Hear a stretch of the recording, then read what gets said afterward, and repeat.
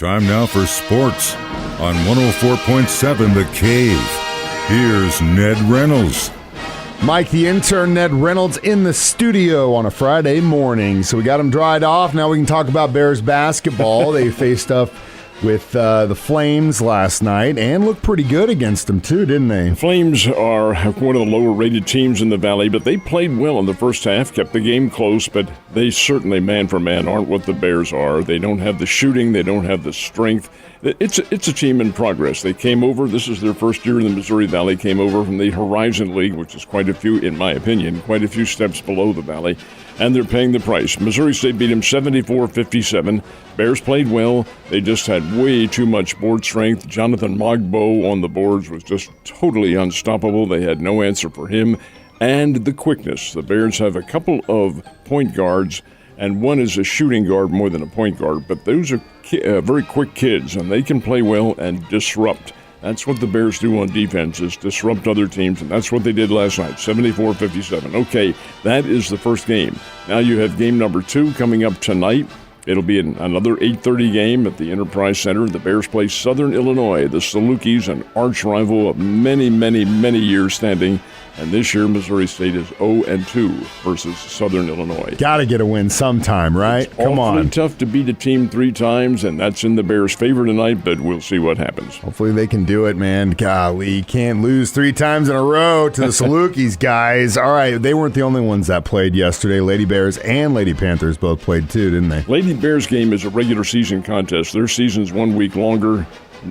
Only on the calendar, not in terms of games, but 1 week longer than the men, and they play their championship coming up, their league championship, next weekend. So the Lady Bears showed up for a while at Des Moines, Iowa last night, but they didn't show up on the court. Good gracious. I don't think I've seen a Lady Bears team smoked like they were last night ever.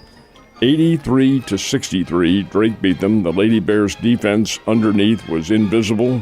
Drake scored at will in the first half underneath and made the Lady Bears look really bad. That's not good now. Missouri State maintains a 4th place standing in the league, but now they go to Northern Iowa on Saturday, that's tomorrow, and have another key game, and that'll be tough unless Missouri State plays a whole lot better, which they are capable of doing. The Lady Panthers, oh my goodness. Here's a team that was 27-1 going into their game. This is the conference tournament now, playing at Lindenwood. Played Quincy, which was supposed to be a pushover. Mike, the final score, Drury Lady Panthers win it. It's their 28th win, 79-78. They just did get by. And this is the first round. Now, I think Drury probably slogged through the game. You know, these are kids now, and they understand what's going on. And they may have taken this team too lightly. But anyway, Lady Panthers do get by 1 point. They'll play again tomorrow up at Lindenwood University in St. Charles. So a lot of really good basketball going on. The tournaments are in progress, and it is a lot of fun. I'll also throw in another one very quickly, too. Missouri, this is Missouri Lady Tigers. They were playing in the Southeastern Conference Tournament, which is in Greenville, South Carolina this year. Arkansas beat the Lady Tigers, knocked them out of the season for the year, I guess, 84-75. But the big story was Arkansas's player who scored 34 points. Her name is Chrissy Carr, and her dad is the assistant coach at Drury, Chris Carr, who was a great All-America at Southern Illinois and is now over here with the Drury Panthers. I think he was probably on hand to see his daughter play.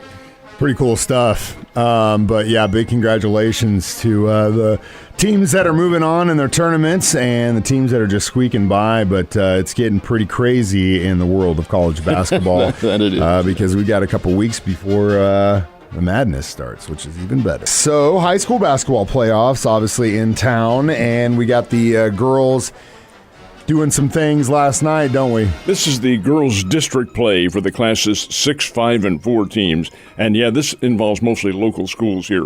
Very quickly, the winners, Republic got a win. This is girls' team, the Lady Tigers. Ozark, Nixa, Kickapoo all got wins, along with Branson, Rolla. Rolla knocked out Willard. Marshfield, and in Class 4, Logan Rogersville was a big winner along with Bolivar, so those teams all advance in girls competition. Now, this is the big weekend for them because this will be the district championships, and you move on because the state championships are here, and the state championships for the 1, 2, and 3 lower schools begin a week from yesterday, and that'll be at the Great Southern Bank Arena in Springfield. So, of course, this is last year for them, folks, incidentally.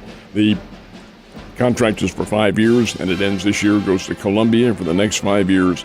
So get out and see some great basketball. It's a lot of fun. Yeah, and some really good competition. All right, so we're still in spring training. Cardinals and Royals both play yesterday? They did. The Cardinals played the reigning World Series champions and found out the reigning World Series champions were pretty tough. Houston blanked the Cardinals 6-0 was the final score, but the Kansas City Royals came from behind and defeated the Los Angeles Angels 8-4. So we get a split, and again in spring training, you cannot tell a thing. It just does not factor in. Case in point is that the players who are now competing in the World Baseball Classic are leaving their teams today and going to the main workout group. And for instance, Team USA, the Cardinals will lose 4 players from that, and they'll be with the World Baseball Classic team, and that's the same with the other teams as well. Pretty exciting stuff. Last but not least, do the Cardinals have any games against the World Baseball Classic national team? They do, and they will be playing Team Nicaragua, and that will be next Thursday, March the 9th, and they'll play them, of course, at Jupiter, Florida. Team Nicaragua, when you take a look at them, they're not considered to be very good. They have a couple of major leaguers on their 6, I think it is.